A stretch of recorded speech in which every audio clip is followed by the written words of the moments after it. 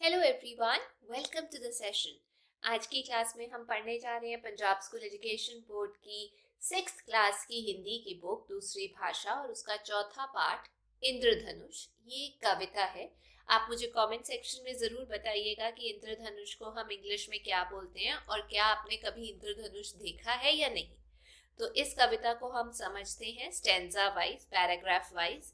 ये जैसे पहला स्टेंजा है, तो चलिए इसको पढ़ते हैं, कठिन शब्दों को समझते हैं।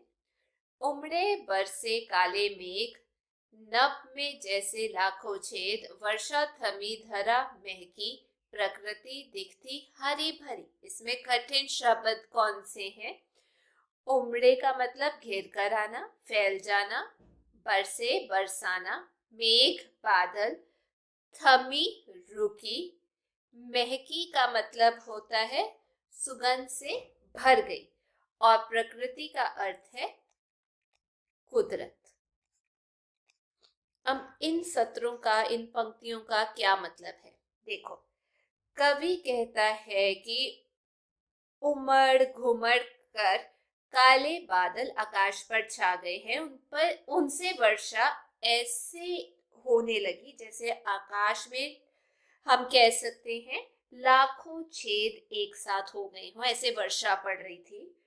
वर्षा के रुक जाने पर सारी धरती से सौंधी सी महक आने लगी और सारी कुदरत हरी भरी दिखाई देने लगी। मतलब कवि ने वर्षा के बाद धरती की शोभा का वर्णन किया है इन पंक्तियों में। ठीक है, आगे चलते हैं। दूसरा स्टेंजा जो है, सहसा सूर्यदेव आए, सोने सी किरणें लाए, नभ पर रंगों का मेला, अर्थ वृत्त जैसा फैला। अब इसमें कठिन शब्द जो हैं, जैसे सबसे पहला जो है इसमें सहसा। सहसा का मतलब होता है अचानक। सूर्यदेव सूरज देवता। नभ का मतलब होता है आकाश। अर्थ का मतलब आधा। और वृत्त का मतलब गोला। ठीक है, आधा गोला, ये समझ जाइए। अर्थ का मतलब आधा और वृत्त का मतलब गोला। चलिए अब समझते हैं इन पंक्तियों में क्या कहा गया है। देखिए, कवि कहता है कि वर्षा रुकते ही अचानक आकाश पर सूरज देवता आ गए और वह अपने साथ सोने जैसी सुनहरे रंग की किरणें लाए। चारों तरफ आकाश में सुंदर किरणें फैल गई। किरणों के फैलते ही आकाश में आधे गोलकार में, मतलब जैसे इस आकार में, ठीक है, इसे हम कह सकते हैं आधे गोल आकार में इंद्रधनुष दिखने लगा और ऐसे लगने लगा जैसे आकाश में रंगों का मेला लग गया हो। मतलब बरसात के बाद सूर्य निकलते ही इंद्रधनुष की सुंदरता आकाश में बिखर गई। आगे चलते हैं तीसरे स्टेंजा की तरफ। ये है इंद्रधनुष प्यारा, सतरंगा न्यारा न्यारा, हृदय हार नभ रानी का, मोहित मन हर प्राणी का। अब इसमें कठिन शब्द कौन से हैं? सतरंगा सात रंगों का, न्यारा निराला अद्भुत, हृदय हार गले का हार, नभ रानी आकाश की रानी, मोहित का मतलब आकर्षित, हर मतलब सभी, प्राणी का मतलब क्या होता है? जीव। अब इसमें कवि क्या कहने की कोशिश कर रहे हैं? देखो, कवि कहता है कि आकाश में सात रंगों से रंगा हुआ अद्भुत सा दिखाई देने वाला रंग बिरंगा यह इंद्रधनुष है। और यह इंद्रधनुष इतना सुंदर है कि लगता है जैसे आकाश की रानी के गले का सुंदर हार हो।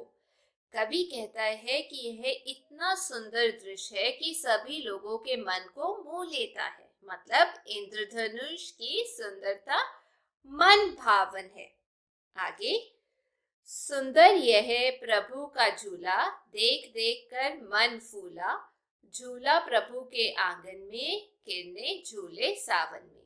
कठिन शब्द इसमें, जैसे फूला। फूला का मतलब प्रसन्न हुआ। प्रभु ईश्वर। अब इसमें कवि कहता है कि इंद्रधनुष की सुंदरता को देखकर मन प्रसन्न हो जाता है।